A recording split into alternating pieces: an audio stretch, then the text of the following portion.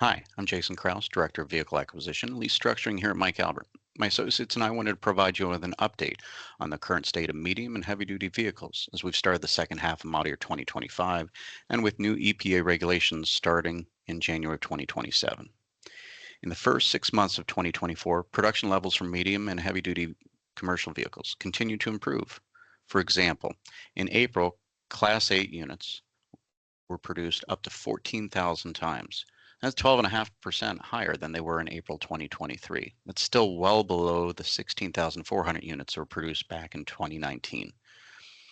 In the June ACT North American Commercial Vehicle Forecast showed that Class 8 truck production is expected to slow through the end of the year before growing beyond the 2024 levels in 2025, while the Class 4 to Class 7 production levels won't change much from 2024 to 2025. We look specifically at Class 6 to 8 production details. We're hearing of much more availability of production slots in third and fourth quarter for 2024 that didn't exist in the first and second quarters. In particular, Class 8 sleeper cabs seem to be the most prevalent for production spots available across all manufacturers. Though there are some Class 6 to 8 day cab slots that are appearing. That's usually because of customer cancellations from others. But we're hearing this from brands like Kenworth, Peterbilt, Freightliner, as well as Ford on the F650 and F750 products. Keep in mind that industry experts in the know do expect production slots to open based on the specs available, which is not to say the desired ones at all times for you. So a few examples.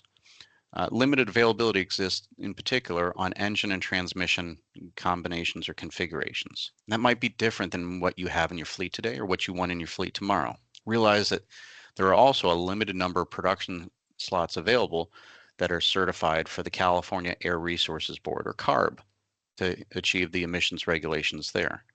So if part of your remarketing strategy years from now is to have CARB compliance, or certification rather, on your Class 6, 7, or 8 vehicle, but you operate in a state other than California, you may need to go with a non-CARB unit.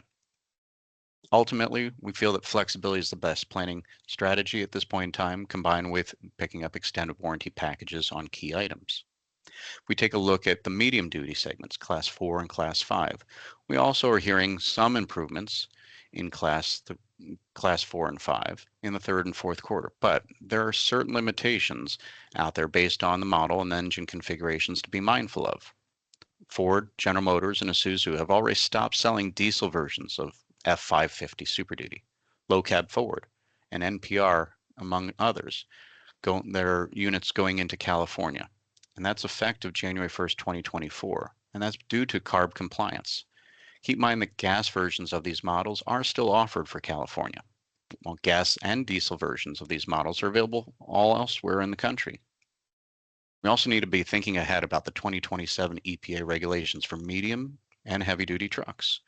And I know about 2 years sounds like a lot of time before the nation's strongest emission standards to cut smog-causing emissions kick into effect. But before we know it, January 1st, 2027 will be here. So let's make sure you know what you need to know to be ready to meet these new standards. The new rule, finalized in December 2022, requires heavy-duty commercial vehicles to limit the nitrogen oxide or NOx emissions to 0.035 grams per horsepower hour during normal operation, 0.050 grams at low load, and 10 grams at idle. The time for Class 4 to 8 diesel-powered unit pre-buy is really right now. You can't wait. Industry experts say the 2027 EPA regulations are likely to spur on a lot more purchases before the new rule goes into effect. And with that, it's going to be tough to get the production spots. We're also hearing from a number of different market participants. They're estimating. They don't have the exact number of what 2027 emissions is going to cost per unit, but the estimates are anywhere from $20,000 to $40,000 per vehicle.